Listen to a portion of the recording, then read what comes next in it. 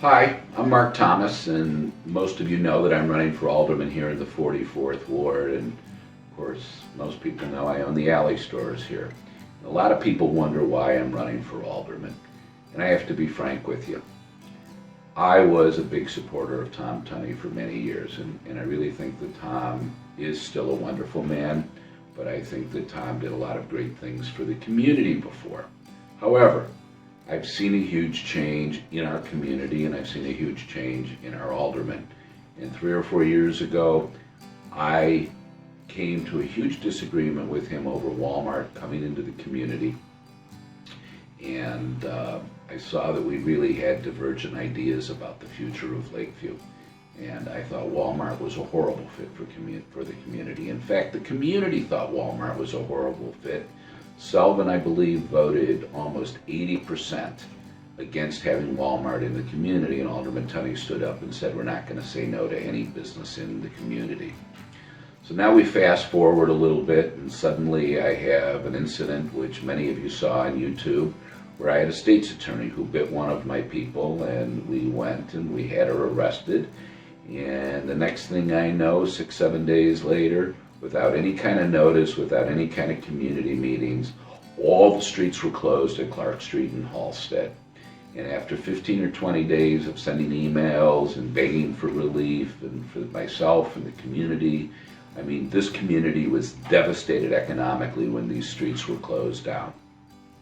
And suddenly one day I get a voicemail that I played on Fox TV of Alderman Tunney telling me how he had just gotten to reading my emails, and oh, by the way, his friend was the attorney for this poor woman who had been arrested, and that we really had to be concerned with her humility. You know, and he never asked me once whether my guy who got bit by her was okay, whether my people were all right. He was just more concerned about this state's attorney who had really acted out poorly. And so her father, who was a very powerful politician, hired a great attorney, and suddenly this case went away.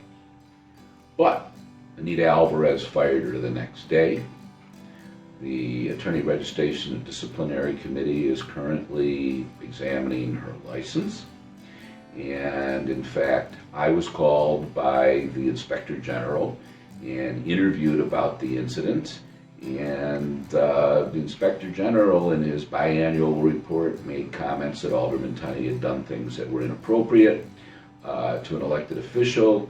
And then, of course, the board that's found nobody guilty in 25 years, even though 25 aldermen have gone to jail, unfounded the inspector's finding. So all of this seems to be a big coincidence. The construction, the calls from the aldermen, and then 7 days before Christmas here in 2014, I pull up to find all kinds of equipment and digging holes in front of my stores and signs that nobody could park in front of my store for 2 weeks. I sent an email out to the community, I called Tunney's office, and the little Christmas fairy showed up and, you know, made it all go away. And then on Monday, it was all back. So I called Brad Edwards over at CBS 2, and he came over and he videoed it, and then he called the alderman, who said, oh my God, what a terrible mistake. And of course we'll make them go away until after the holidays. And so thanks to Brad Edwards at CBS, suddenly the constructions got moved to after the holidays. Then I had Alderman Tunney, who was objecting to my petitions. We out-petitioned him, but he said that I didn't live in my apartment at 3260 Lakeshore Drive. I moved out of my house 14 months earlier, but this is just part of Chicago politics.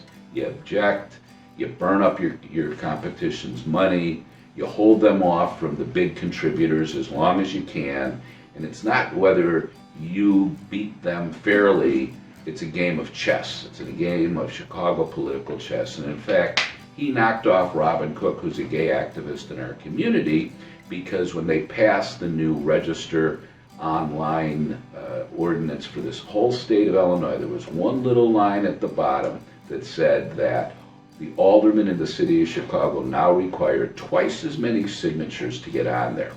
So Why that didn't affect any other city in the whole state of Illinois and got stuck into that bill is beyond me, but Robin Cook would be joining me today on the ballot if that law hasn't been passed. So, I'm too old to believe in a coincidence. And people ask me, well, do you think the alderman did this on purpose? And do you think the alderman did that on purpose? And whether he did it on purpose or it was bad management, it's time for a change. It's time for Tom to retire, and it's time for somebody new to take a shot, because the crime and the empty storefronts and the discomfort that everybody in the community has felt have to be changed. Thanks for listening to my story, and I hope you'll vote for me, and please visit my website, voteformarkthomas.org.